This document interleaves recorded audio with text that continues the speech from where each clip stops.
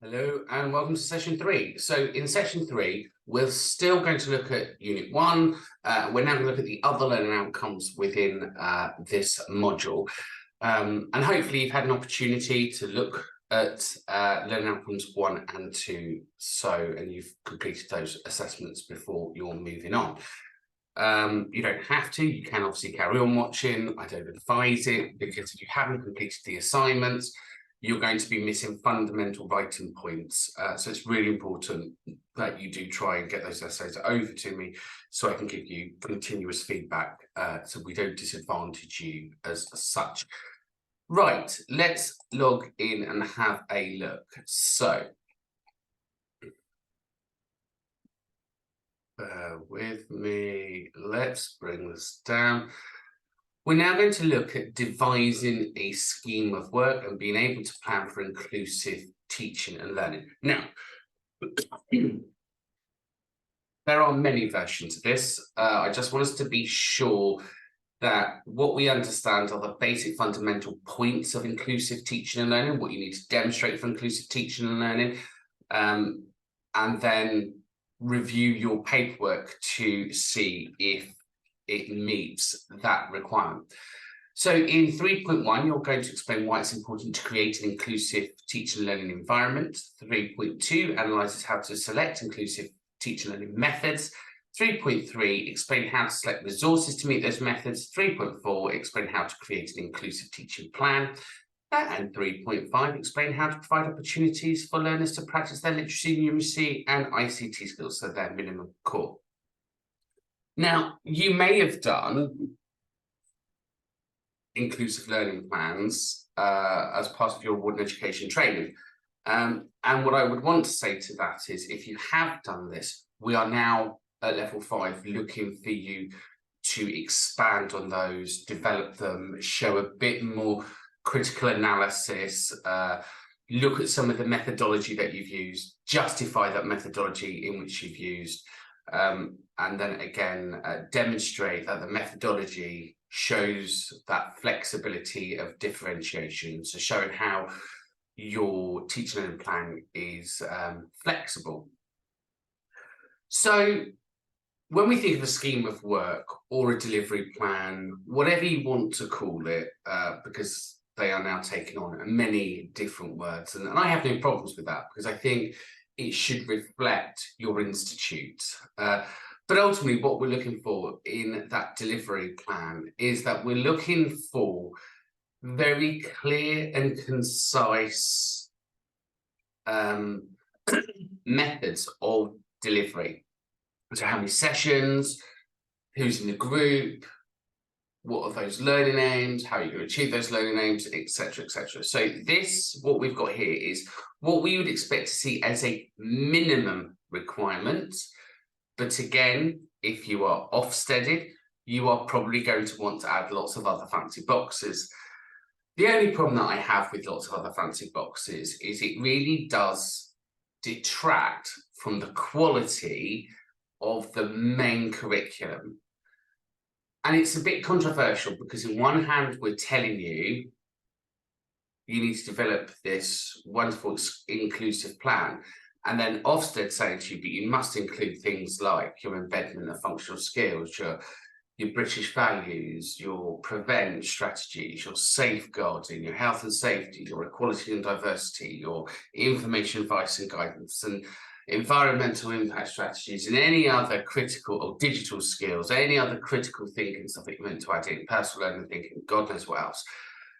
The problem is it does distract from the main curriculum. And as the teacher, there have been many times when teachers have delivered more of a functional skills class than the main topic class, because they're worried about this embedment of stuff. I want to be very clear about this. When we embed something into a curriculum, it is meant to be naturally occurring. You do not have to do it on every single occasion. It is not a requirement that it is done on every single occasion. What is a requirement is if there is natural opportunities for it to roll and not distract from the main curriculum, the main point of learning, then we would expect to see it. So for example, if you were doing a session on care planning, that's a great opportunity to look at different styles of writing. That's a great opportunity to look at reading and summarising information. Fine. It's a great opportunity to look at equality and inclusion. Potentially, you might get a bit of British values in there. So if it fits, let it fit. But if it doesn't fit, don't make a square fit a circle. So you haven't got to add in application and number because it doesn't fit. You may fit some digital skills in personal care planning because of the software in which they're going to use to create it. But again, if it's naturally occurring. Anyway, I jump off the deep end there and start swimming around in other waters that I shouldn't be in. So we're going to come back to devising a scheme of work in accordance with internal and external requirements. Now, again, internal requirements are going to be your own policies, procedures, and processes, your internal quality assurance. So that might be your own governance, how many sessions, how long, how many people, some things around health and safety, etc., etc., etc. External requirements. First of all, you need to satisfy your awarding organisation. Now, what your awarding organisation is looking for is that you have met the qualification specification. Guided learning hours, total teaching time, the TTTs. Simple, that's what they want. And they want to ensure that your delivery plan meets the assessment methodology. So if it is a designed set method of exam by the awarding AO, then that needs to be in your curriculum. If it is internal, moderated and led one, then obviously that's done by you. Then you may want to add in the ESFA, on off the job hours. Fine, let's just add in some additional pieces there. So on the job, we're going to teach this. Off the job, we want you to do extended teaching and learning. This is going to create your calculator. And then if you are doing Ofsted, then all of the Ofsted bits. So devise your plans as you need to meet their external requirements. If it's just an AO job, you don't need on and off the jobs. You don't need all of this extra stuff. Just keep it nice and simple. If you are working on funded projects, then bear in mind regulatory requirements. And again, it's very clear in the Education Inspection Framework what should be in there. So let's go through this. So you need to understand the requirements and the objectives. So that's what is the purpose of this curriculum? What does this curriculum mean and bring? What's its purpose? Many times I have been inspected by an Ofsted inspector, and the very first thing she's asked me or he's asked me is, what is the intent? What is the design? What are you trying to achieve from this curriculum? Now, you don't need to create pages and pages of curriculum intent. Just what's the point of it? What is it you are hoping this curriculum is going to achieve? Why are you developing this curriculum? Then we're going to look at defined learning objectives. So what is it that is going to be taught through the course? Now, those learning objectives, it's not like you need to make them up. They are in line with the RQF requirements. You have learning objectives on one side and you have assessment criteria on the other. Learning objectives, what I'm going to teach. Assessment criteria, what I'm going to assess. There's no rocket science here, people. We're going to determine the sequence, so the amount of sessions to meet that total teaching time or that guided learning. Now, the guided learning and total teaching time, the total teaching time is an assumption that this is the amount of time it takes for somebody that's a novice through to completion. The guided learning time assumes that people have been in the role, that it's estimated that's how long they think it's going to take. But it's only guided. It's guided. Not meaning it's an absolute must, but it's guided. But again, remember, that's made up from on-programme learning, off-programme learning, reading, writing, reflections, etc. You need to plan the learning activities. So from the learning objectives, the learning activities is how are we going to get this learning across? So what methodology of learning are we going to do? Are we going to do classroom? Are we going to do blended? So a bit of both. Are we going to do flipped classroom? Are we going to do experiential learning? So again, let's look at the different teacher learning styles, and then let's have a mixture of them. That's what we'd expect to see, because if we have a mix of learning activities and learning styles, then it's inclusive. We eventually come round to everything. Now, that's not to say that every single session you're going to get every single person in the room on board. Of course you're not, because that's an impossibility. But what you are showing is that through the curriculum, you are including everyone, you're being inclusive. And within each session, you are trying to be inclusive for everyone in that room. So you're trying to meet the needs. So through those learning activities, you're planning for people on the low end of the spectrum. So people that have limited skills, right up to those that have extended skills. And how do you keep everyone in the classroom on the same page? Well, that's going to be through those extended challenges or extended tasks. So thinking about, I've got an activity here. Let's say we're going to have a discussion on care planning. Great, everyone can participate in that. Those that are new are going to struggle to those that are a bit more experienced. Now, what we need to be doing is pushing those that with experience, right, okay, so you that are new, I want you all to have a chat about this. Those that are experienced, I'm going to stretch and challenge you a little bit further. And then what will happen is I'll let you guys, I'll let the new team go first. That's new, because then they're explaining what it is that's happening. And then those that we're stretching and challenging will then be able to teach the new group some new things as well by experiential learning, by them sharing what they've seen and done.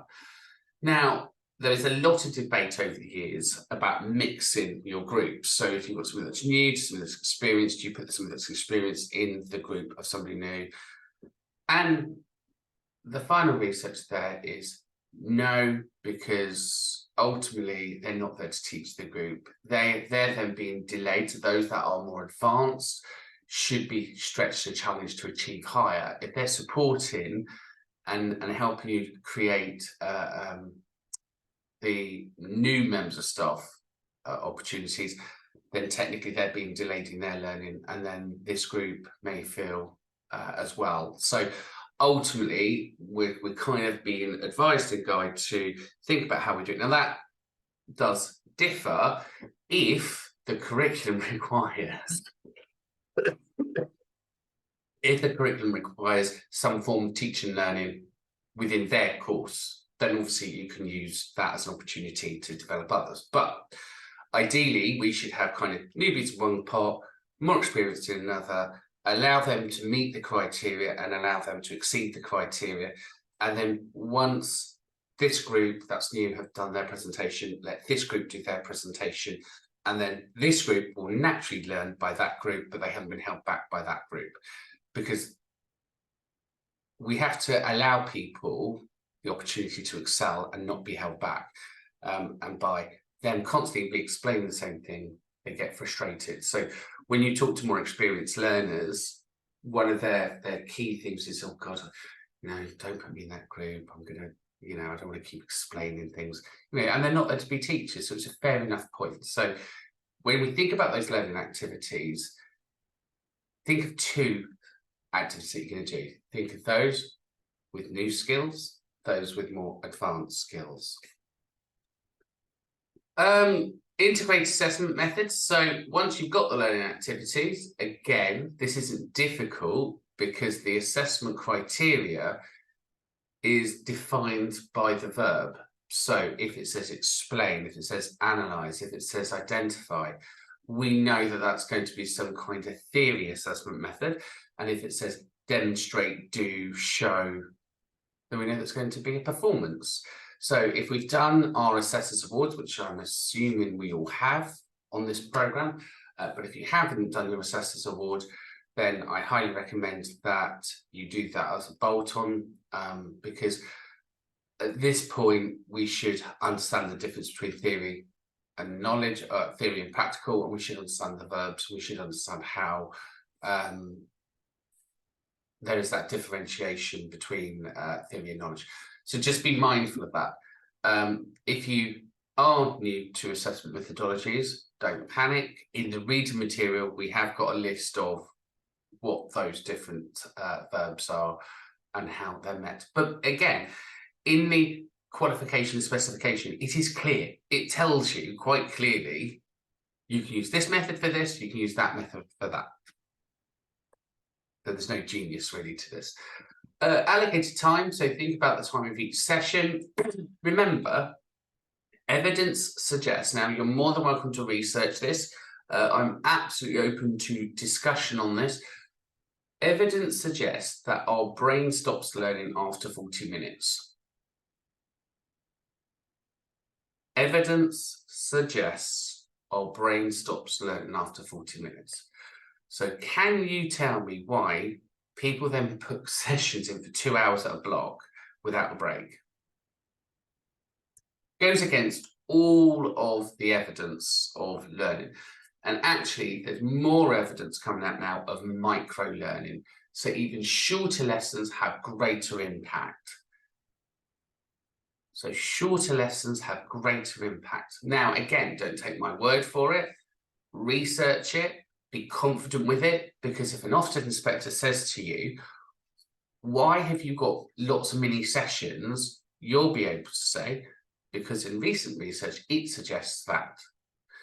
And when we think about attention of classes, it's very hard to hold it. When we think about behaviour of classes, after 20, 30 minutes, people just drift. And the nice thing about online learning like this, you can pause me at any time. You can't pause a live class, in case you stay.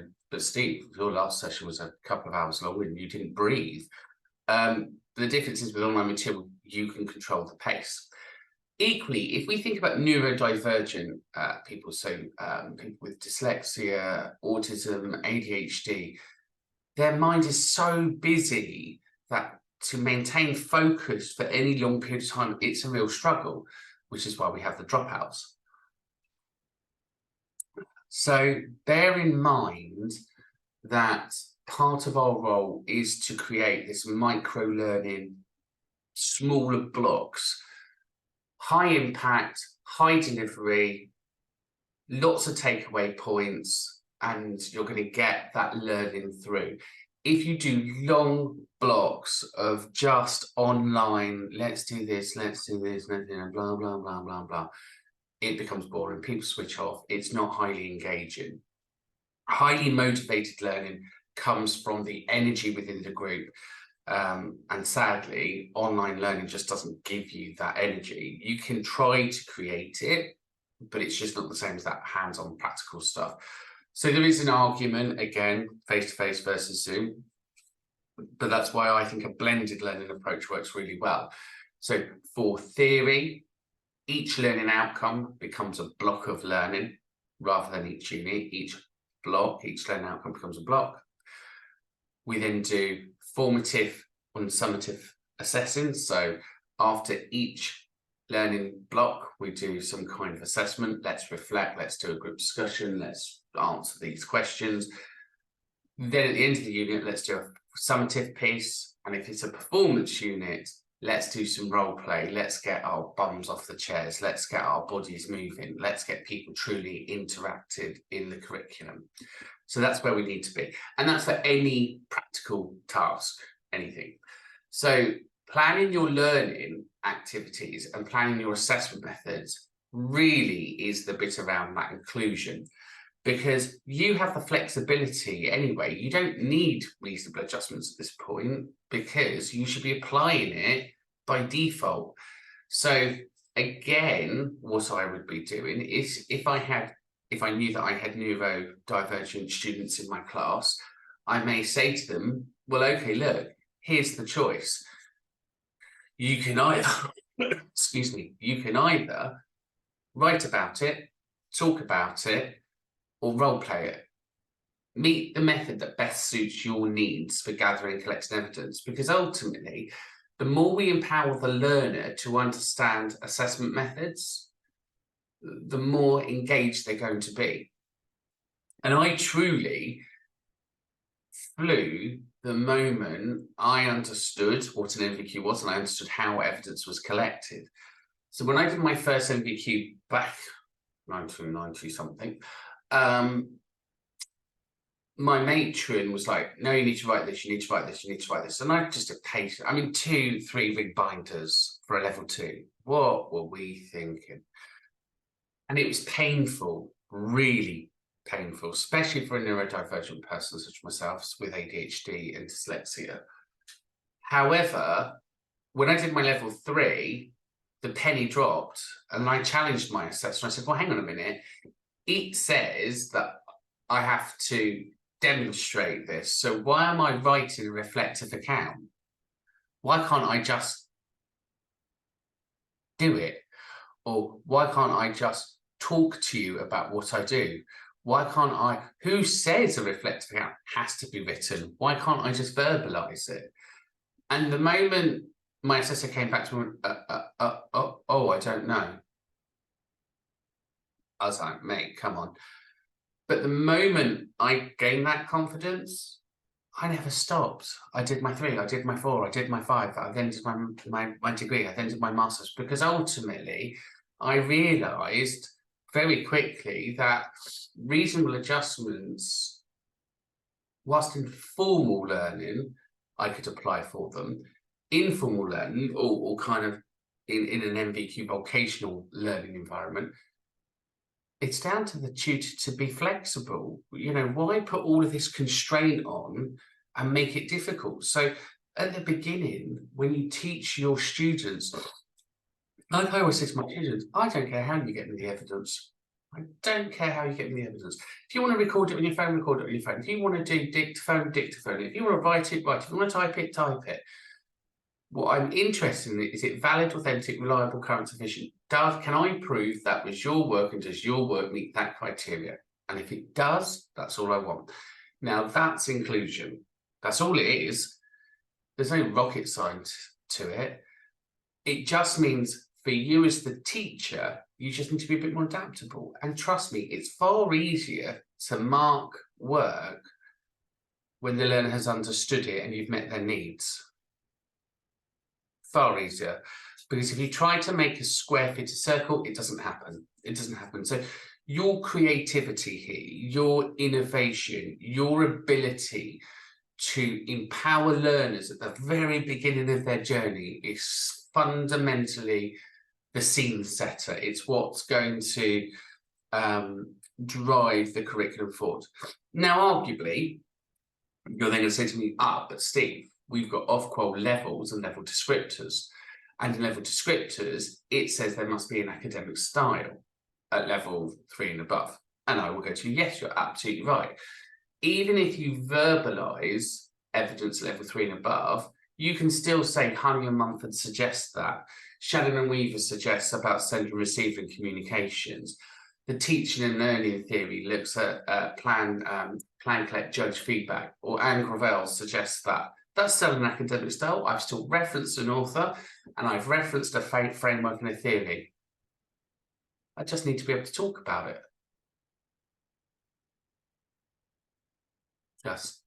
Let's just be more creative, is what I'm saying here. And I think you'll find you'll enjoy it more. And again, when I've been out EQA as an EV,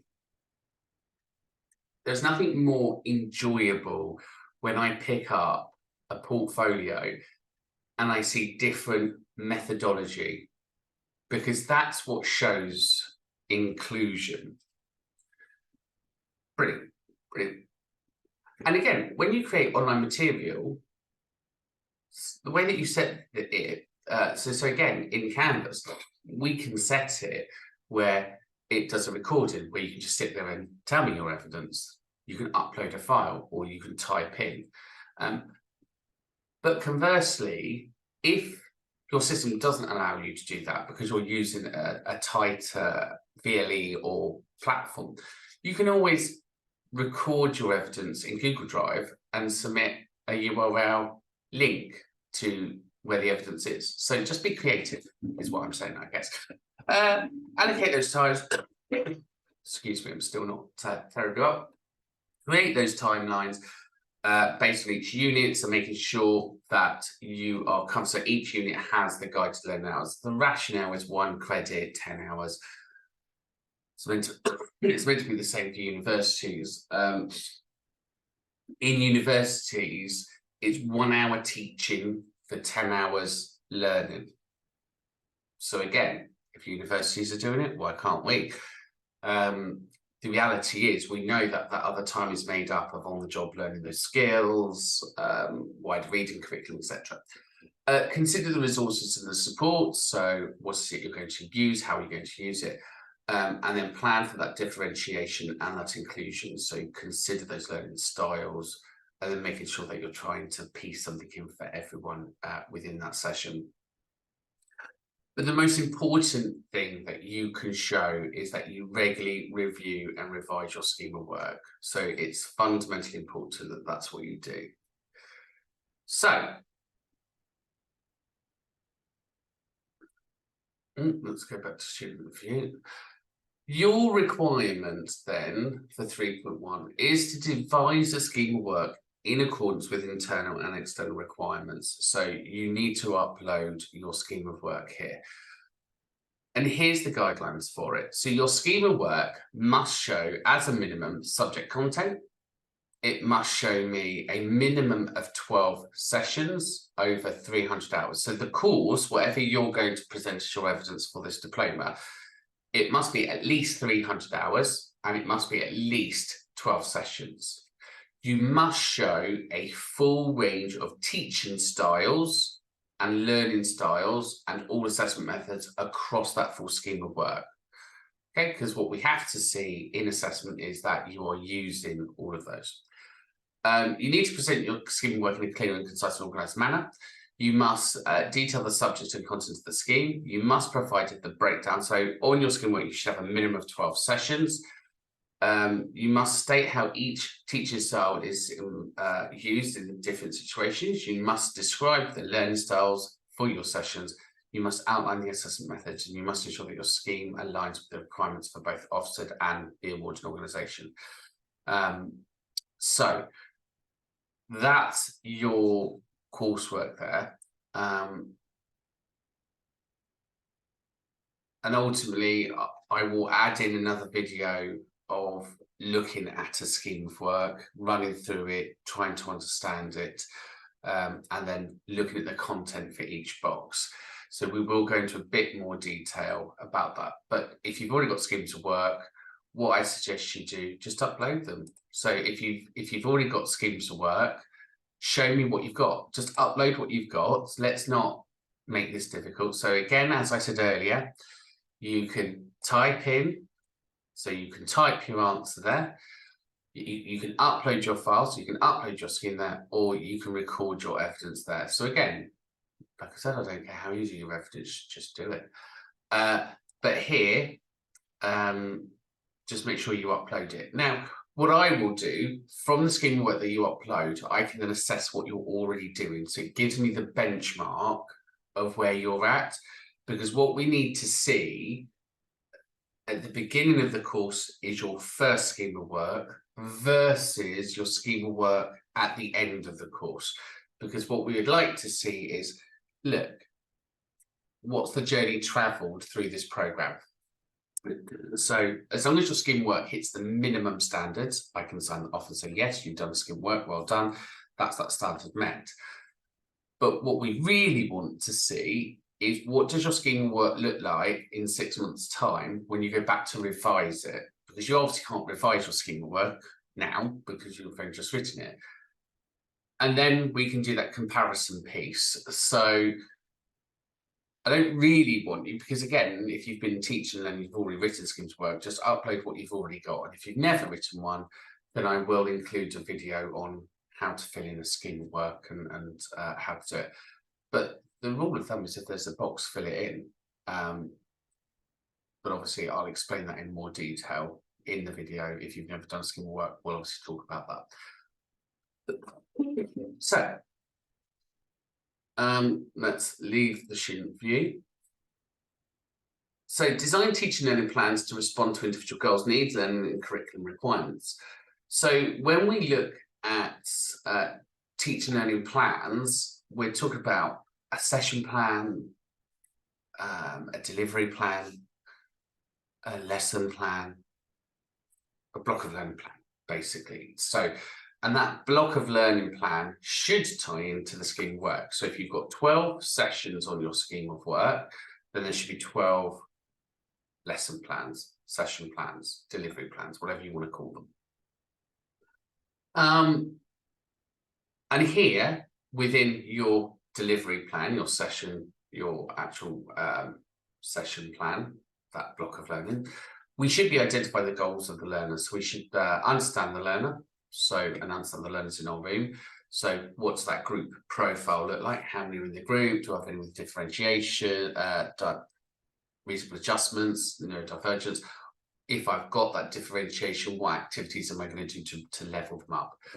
We need to identify the learning goals. So that's the learning aims, just copied from the scheme of work.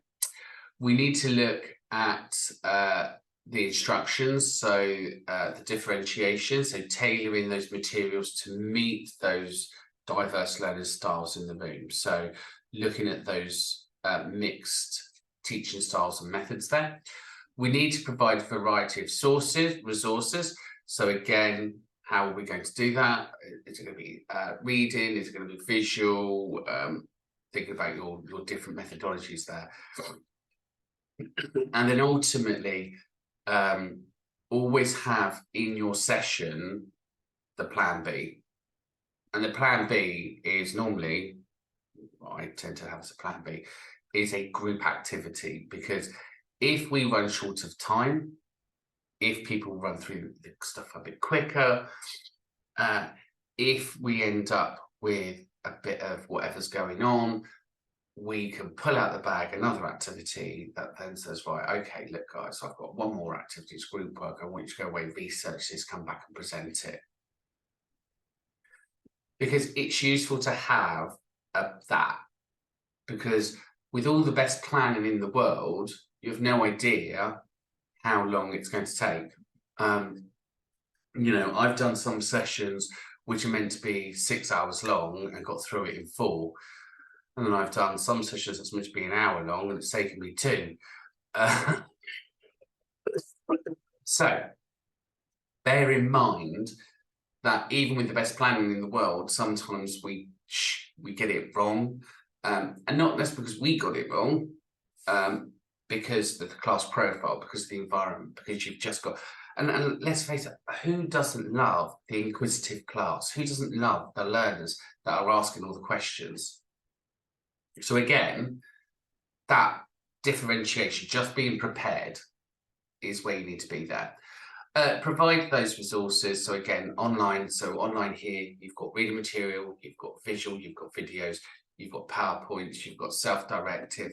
We're trying to cover all of those there. Offered personalised support. Now again, when we do a teaching activity, we can then have the group that's flying, working in one area. That means that I can spend a bit more time on the group that needs a bit more support. So I start on the group that needs a bit more support. I get them started. I go over to the group that needs less support. Hi guys, what are we thinking? Great. Listen to what they're saying. Throw in a few A-bombs just to really get them engaged with the criteria, and it might just be, that's what you've said is really good. Can you back that now up with a theory? Can you back that up with a piece of legislation? Can you give me a couple of working examples as well? So I'm really now stretching that group, because it means I can now leave them to be more independent. And then I can go back to my weaker group and say to my weaker group, right, guys, how are we getting on? Great. Okay, so before I left you, we were looking at this point. How have we got there? What do we think? What do we feel? What's our understanding in terms of that? Great. And then I can spend that time with them. Hopefully that makes sense. Offer personalisation supports are done. We then need to look at the curriculum requirements. So we need to identify key curriculum objectives. So that's the whole point of teaching and learning. Can we show purpose and progress? So purpose, progress and pace. What's the point of this? How are you going to track progression? How are you going to track that I've learned something? And how long is it going to take me? Purpose, pace and progress. So at the beginning, we're going to be very clear with what I want you to achieve. And at the end, we need to go back and go, did we achieve our goals? Because if we didn't achieve our goals, then learning wasn't successful. And ultimately, the measure that Ofsted are taking here is, can you demonstrate that teaching and learning is effective? Well, the only way that you know it's effective is if the learners can now do something that they couldn't do before, or they now know something that they didn't know before. And that's why this differentiation piece is really important, because if somebody's sitting in your room going, well, I already did that, I already did it, they're not learning.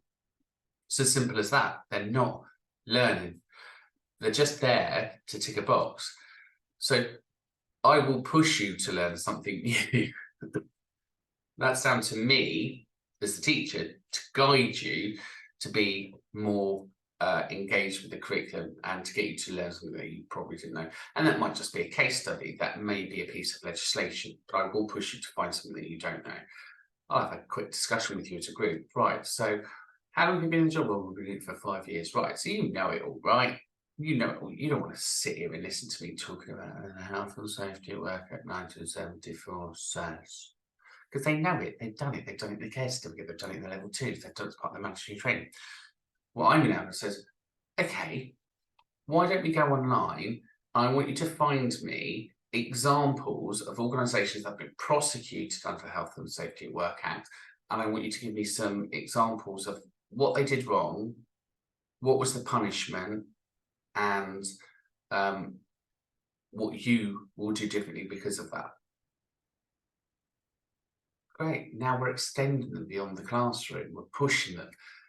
That new group, I can go back to and then say, right, now let's look at the basics here. So again, you can see how this is working, hopefully, because this is the bit where people get caught out. We have to show progress. So the only way we can show progress is by what did you know at the start of the session to what you now know at the end of the session. And everyone's going, we have to do skill scan.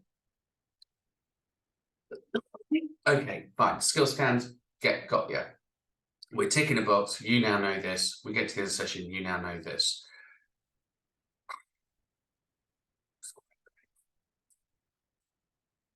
There's lots of ways of measuring progress, and I've seen lots of great ideas online. The one that I particularly like is just a line. You know, you're here at the beginning of the session. Now at the end of the session, whereabouts would you point on that line? Great, very straightforward. Here's the progress. This is what I've now learned about that outcome. But equally, I can show progress through the assessment material. So by the teacher making an assessment decision, that shows progress.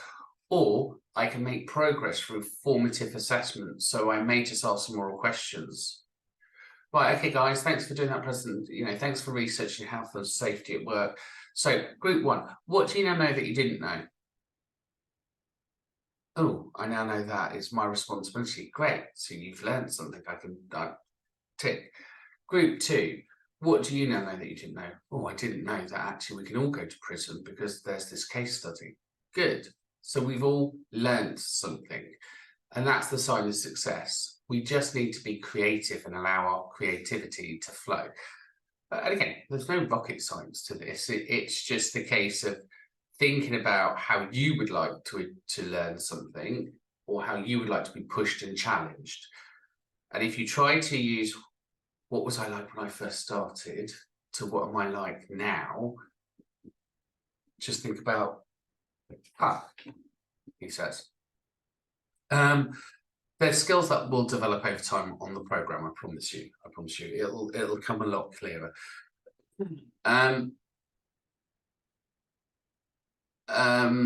Multidisciplinary approaches, so the incorporation of interdisciplinary elements encourage learners to engage with the context, look at those different subjects, enriching their understanding, critical thinking. So that critical thinking bit is really important because that's what allows you to demonstrate progress.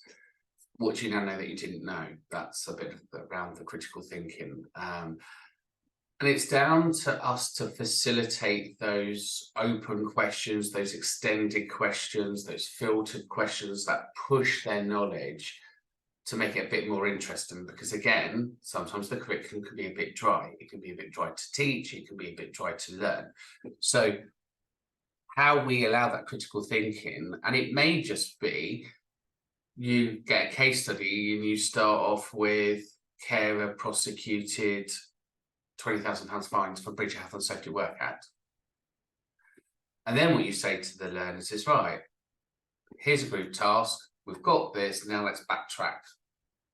And I want you to find out why this happened and what could they have done differently to avoid it. And that allows that thought process to happen. And then you can add in, what would you do differently if that were you? If you were in that situation, what would you have done differently? And that's what then allows that critical thinking to come in. So you can make it as interesting as you can, you know, it's your creativity there.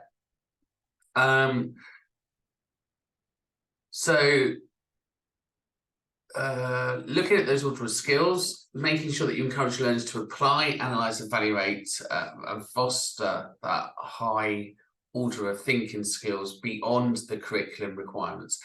So beyond the curriculum requirements, you may have heard the stretch and challenge. You may have heard the phrase beyond the classroom. What Ofsted are looking for here, or what the plan is that learning just doesn't happen in your session, but you allow them to critically take that thinking beyond. So if you are doing health and safety as a lecture and you want to take it beyond, how are you going to do that? How are you going to get them to apply this back into the real world, and how are you going to get them to carry on thinking about it? So, and that might be that you give them an activity or a worksheet or something that just says, look, when you're back at work, do a floor walk, count how many fire extinguishers there are, look how many fire exits you've got. Have a discussion with your colleagues in your next team meeting about what would you do if an intruder was there? Everyone knows how to deal with a fire because we have fire drills, but do we have intruder drills? Do we actually know what to do other than the policy, which is, excuse me, sir, how can I help you? Do you know where the gas stops are? Do you know where the water stops are? So the beyond the classroom bit is this application of we've learned something and applying it back into the real world. And we can demonstrate that beyond the classroom within our curriculum, because there is absolutely no point teaching something if we cannot apply it back to the real world. It's senseless. So if I'm going to teach you Health and Safety at Work Act 1974, beyond the classroom is when you go back to your workplaces, people, I want you to find the poster. I want you to know where that poster is, and I want you to tell me whose name's on it. That's beyond the classroom. We're taking what we've learned and we're applying it, because they have to see how it relates back to the real world. So again, not difficult. And it's not like you have to write lots and lots in your session plans here. We're just thinking about that formative and summative assessment. How do I get you to apply this back to the real world? Good. So we need to obviously map our goals to the curriculum. So as our lesson is being taught, we need to apply that back to the scheme of work, and that scheme of work should be tied into the curriculum. So today we're covering L1, A1.1, 1.2, 1.3, 1.4, 1.5 through this task, through this assessment method, through these skills. In a nutshell, we need that flexibility within the framework. So again, remember, you can change it up. Don't be afraid to have a session plan. You walk in the room and go, no, that's not going to work, because in your head, you've built this perfect session. You look at your class and your gut instinct says, look, this isn't going to work. Don't be afraid to throw the rule book out the window and try and deliver an inclusive session. Don't be tied in by this plan, because what you have to be able to do is justify your teaching and learning at the end of a session. So if I walk into a room and my session is, let's say we're going to be doing law around health and social care, and I walk in the room, and actually what I'm faced with is a very different clientele of people. On the spot, I have to start deciding, look, is this going to be successful? Can I deliver it in this way? And it may be the fact that what I do is I can still look at the learning outcome. So let's say the learning outcome is the learner must identify, or the learner must be able to identify 5 legislations. And I've got this wonderful PowerPoint of all the legislations. I'm just going to stand them and teach it. I'm just going to get them to do some written work afterwards. And I look at the room and they're really hyper group. It's a really hyper group. I know that group is not going to sit there and listen to me going blah, blah, blah, blah, blah, blah, blah, blah.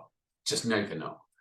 So what I might do is then flip the classroom and go, right, okay, guys, so today we've got to achieve 5 pieces of legislation.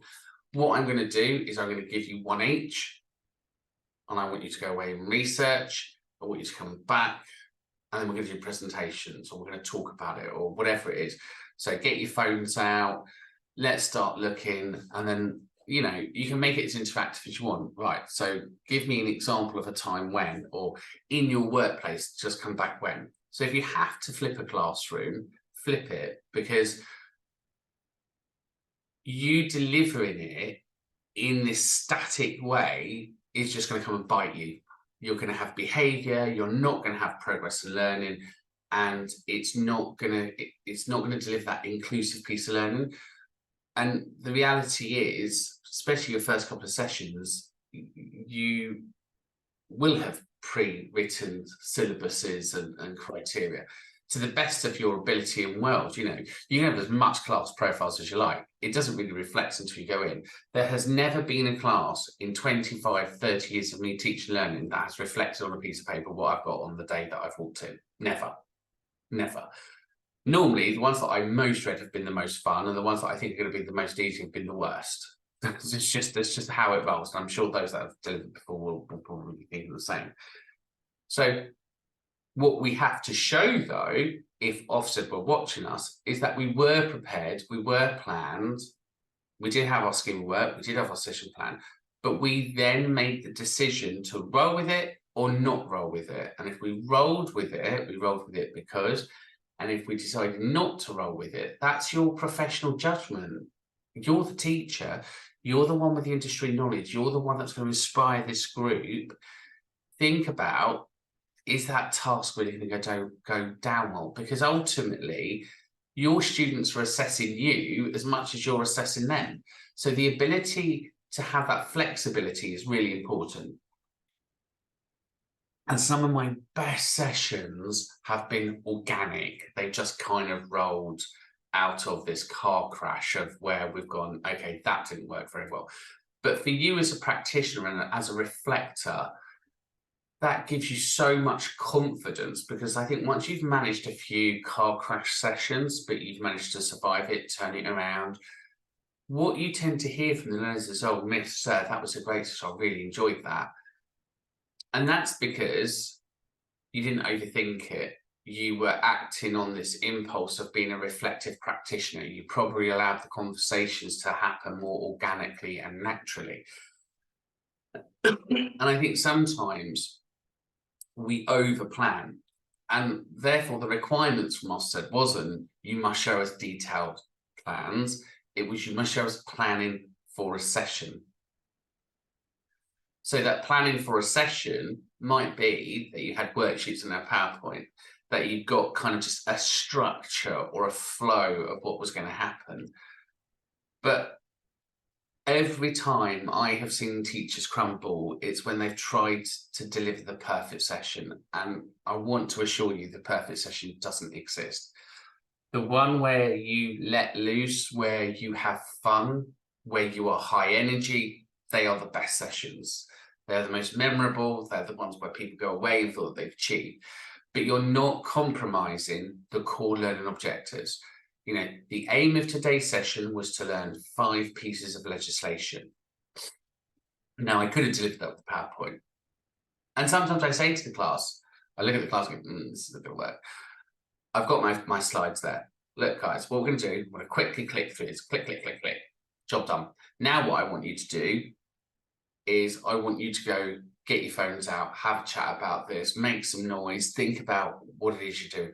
I've seen people wander around a building, come back, let's explore what's happened, what did you find, what were the faults, what would be your recommendations? And that's that critical thinking. And when we go back to the learning objectives, so when we go back to the learning objectives and we go, right, so the aim of today was to learn 5 pieces of legislation. Right, number 1, tell me what you learned. Oh, I learned that you must have fire extinguishers at every fire point. Great. Number 2, what did you learn? Oh, we learned about first aid boxes and where they're kept and the requirements of first aid. Good. Because you've contextualized it, you've made it real, you've allowed them to be in the steering group of their learning. But you could deliver it in a theory-based way. So what I'm trying to say is have that flexibility. Reflect and adjust. So again, regularly assess the effectiveness of your plans. So again, go back to your plan and go, that did not work because. So in future, I'm going to make this group far more activity, hands-on led. Now, I've gone into a room of professionals and gone, you are not going to enjoy this session because it was all role play, it was all of this, it was all of that. And I had to kind of flip it the other way. Then it's just like, right, okay, so I've got my presentation here. We're going to run through the presentation and then we're going to look at this extended work. And the extended work is going to be case studies. Because theoretical people love a case study. They love something to get their teeth into. And then what I do in a break, I go online, I frantically look for a few case studies, and then I give them a case study and go, right, okay, here it is. So again, just be prepared to move your style, but having that confidence, because at the end of the day, teaching is very much like going on stage. They don't know what should or how you plan the session to be delivered. But if you're prepared, if you have that flexibility within your plans, if you've got those teaching styles up here, you should be able to adjust on the spot and still meet that learning requirement. And what a fun activity is, I say fun, you're probably going, no, Steve, that doesn't sound like fun. But what a fun activity is as a group, when you standardize, have a standardization activity, have one learning outcome, and then meet it in the same, meet the learning outcome, but with different learning styles and teaching styles and assessment styles, and just see how many different ways that could have been taught. And then think about your hyperactive students right through to your theoretical students that are high engaging. Communication. So obviously just think about communication. Don't have your plans where they're so complicated you can't read them and understand them. I mean, some of them, God love them, some academic has sitting there and written these plans. I've read them and I've got halfway through, looked at them and gone, and you're following this. They just look baffled. You know, I've seen some teaching plans, which in essence is the whole entire course of the script of the course, sorry. And what tends to then happen is you're reading from a script. So you are no longer eye contact to the class, you're no longer head up, you're no longer engaging and walking around. You're just reading from a script. I cannot tell you how frustrating that is as an inspector and as a student when all of the tutor is doing is reading. Because ultimately, if you're going to just read from a script, just say to somebody, look, I've got some homework for you, I want you to read this. It doesn't stretch or challenge them, it doesn't bring the curriculum to life, there's no stories, there's no metaphors, there's no analogies, there's no bringing it to life. It's just, so today we're going to talk about the Health and Safety at Work Act 1974. It's not good. It's not good. Think about being that receiver, thinking about your communication skills, your peaks, your troughs, your highs, your lows, interjecting that energy, taking that energy away. And I've never been a fan of OTLAs when I observe somebody and the teacher sat behind the desk. I want you perching on the edge of that desk. I want you walking around the classroom. I want you banging on the windows. let's have some energy from you in that session, because high impact sessions deliver high quality teaching and learning. So when we deliver the session, let's have some energy behind it. But if all you're going to do is sit behind a desk, don't be surprised if your room just switches off and their brains just drop. When you're walking around the room, they know you're watching. When you're walking around the room, it's inclusion. When you're walking around the room, pause and pounce on people. So they're always on their toes. So I'd walk around and then I'd walk back and go, did I just hear you talk about this? That's great. Let's explore that a bit more. Or, you know, hang on, bear with me, group 2. I'll be with you in a second because I heard something that they said. So this movement around the room is great for creating the energy in the class. If you're just sat there talking, they're switching off. Probably very much like what you're doing now. So just bear that in mind, create the energy and that traction, and obviously encourage self-reflection. So at the end of the class, it's always great to have that one takeaway. Guys, what did you like? What didn't you like? You know, next time I deliver this session, what should I keep? What should I ditch? And that creates another discussion. So 15 minutes before the session ends, keep and ditch, rose and thorn, whatever you want to call it. What was nice, what wasn't.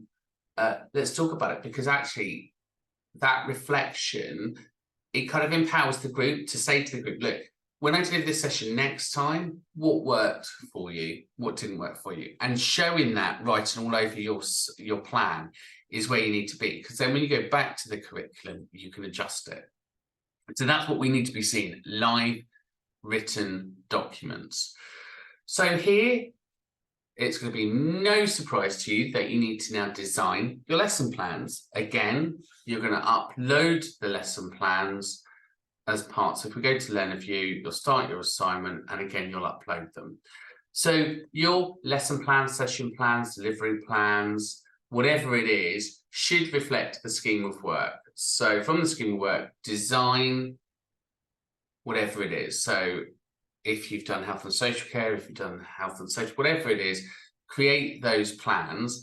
The curriculum requirements, make sure the plans reflect the curriculum requirements. Now, I don't want to see formal, massive academic plans. I want to see live, interactive plans.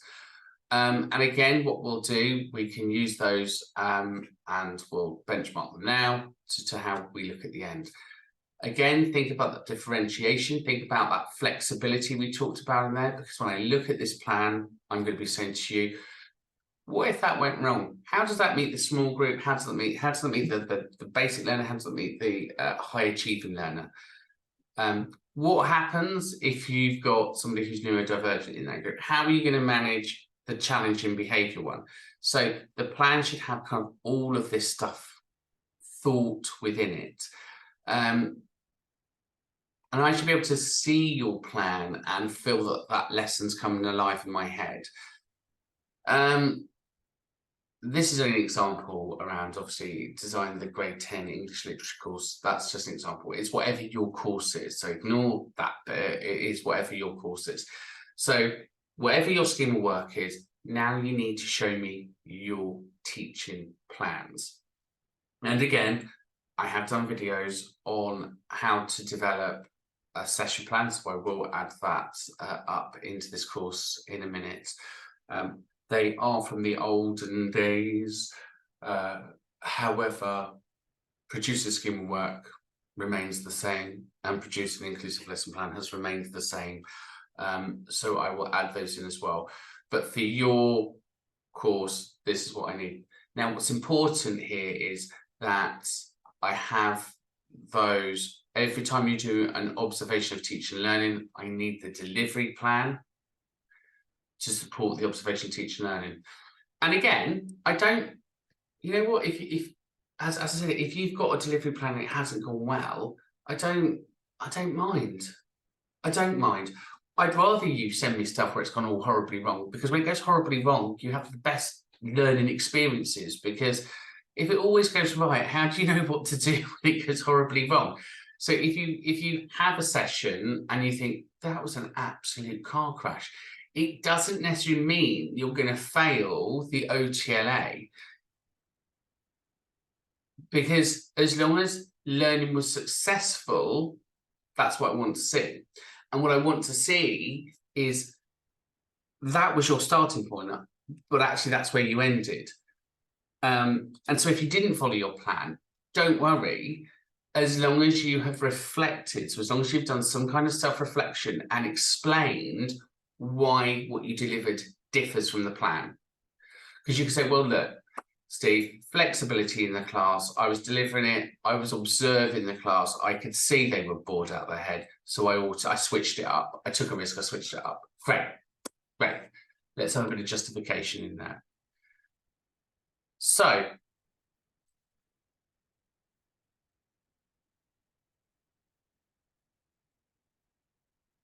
explain how your own plans meet individual needs of learning. So as you create your schema work, as you create your lesson plans, as you create the teaching and learning material, the PowerPoint, the resources, the assessment material, just explain how this meets the individual needs of those learners. So when you create your plans, when you create your schemes of work, when you create your resources, it should all tie together. So equally, when we think about our assessment materials, they need to show that flexibility within it. So again, it may be your assessment plan you have altered from a professional discussion to a reflective account, or whatever it is. That's how it meets the needs of the individual learner. So you've still got the same teaching, you've just got assessment as slightly different, or you've got that differentiation. So you've got, I've never done the job before, to I've done the job before. I've got this doing it here, this doing it here. So you need to gather the information beforehand. Ideally, you should know this, but it's very rare you do. Sometimes you have to do it in your first session and you're kind of observing and kind of getting your class profile right. You need to recognise that diversity, so acknowledge the diversity within your classroom. So looking at backgrounds, language, proficiencies, learning abilities, and those economic problems. So things around digital poverty. So if you're going to give a digital skill and say to everyone, you know, let's get your phones out, has everyone got a phone? So have you got some iPads, or have you got like an extra PC or something for people to jump onto if they need to? Set those clear objectives, so make sure they're smart and measurable. Personalize those learning goals, so beginning, middle and end. Use those variety teaching styles, be flexible within the groups, tailor the content, and again, around your feedback, so when you're assessing those methods, depending upon the different styles, so whether it's professional discussion, reflective account, writing, essays, whatever it is, make sure that your feedback reflects that. And when we're looking at, is it valid, authentic, reliable, current and sufficient? When you're making a judgment, just talk about how you're going to do that. What is it you're looking for? So the things with practical evidence, it's obvious, isn't it? You're seeing it done. If you're giving away, if you're asking people to do workbooks or essays or short written answers, you don't know where that's come from. You just don't, you know. Yes, you can formatively assess it, but prove its validity, you know, especially now with AI technology and plagiarism, double plagiarism, it's going to be impossible. So you may want your assessment methods to be far more practical led, so you're able to really assess that. Again, think about the support mechanism, so those additional resources that you may need. Individualized support, so doing one-to-one tutorials. If you do have learning disabilities or neurodivergence, how are you using your ALN money, so your adults with learning needs? Adapt the session in real time. So again, be prepared to adapt your session based on the reflections to question engagement levels. You know, don't just stick with it. And obviously carry out that reflective practice. Explain ways in which teaching and learning plans can be adapted to meet individual needs. So when we look at the flexibility of the course content, be mindful that you are not boxing yourself into an unflexible approach. So that could be around the pace, it could be around the activity. So I may have a couple of activities in here. Group work works really well because I can go from, look, guys, I'm going to give you 30 minutes to actually, I just need you to do 10, and I may have to give you, maybe there was 3 tasks that I wanted you all to do, but then I just give you 1 task each. So it allows that flexibility in your time management as well. So just be mindful about that flexibility. Modify the complexity, so just making sure that you've got to eat at the right level. So differentiation as well is about keywords. So think about those verbs. Provide choices. So again, allow people to explore their own strengths. Look at a variety of verified strategies. So visual aids, auditory, hands-on, or group works. We've already talked about that. Thinking about your assessment methods and the way that you give feedback. So again, empower them in the first session. Look, guys, there's multiple ways we can collect evidence, which way best suits you, and that feedback. Look at extended time. So if you need to, maybe you can extend, maybe you can go beyond the classroom. Maybe you could drop an activity if an activity is going really well. You know, one thing I've never wanted to do is slow progress down. So if I see people progressing, then maybe I will sacrifice something, but not at the cost of the curriculum and the learning outcome. Absolutely technical integration. So this is where you get your functional skills, English, writing, maths, and digital skills, using those online resources, adapting them to meet that diverse needs. And again, within your classroom session, are you using things such as apps that they can interact with in the session, and live feedback and stuff on your boards and smart boards, etc. Thinking about the personalized support, so how you manage small groups, how you go around and target them, how you can give that flexibility through assessment formats. So making sure that you choose the formats that are based on people's strengths. You know, so if you've got somebody who is dyslexic, why on earth would you give them written projects? It's just it's not going to work, but therefore they may be better at presenting. So thinking about that. If you think about your portfolio, how you're going to gather that evidence, make sure the evidence reflects the learner. So talk to them, just say, look, there's multiple ways we can gather this evidence. What way do you want?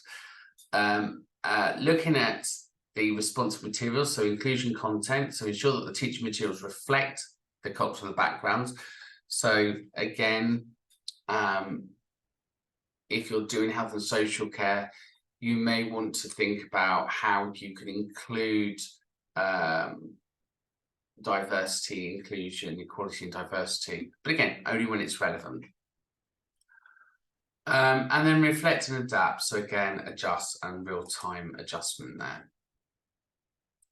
Identify opportunities for learners to provide feedback to inform inclusive practice. So feedback then can come from multiple ways, can't it? So we've got anonymous surveys. So you could do, here's a piece of paper, fill that in, to here's a survey monkey. Why anyone would do paper nowadays, I don't know.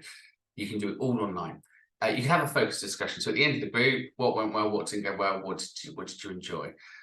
Reflection. So again, you could reflect, your students could reflect.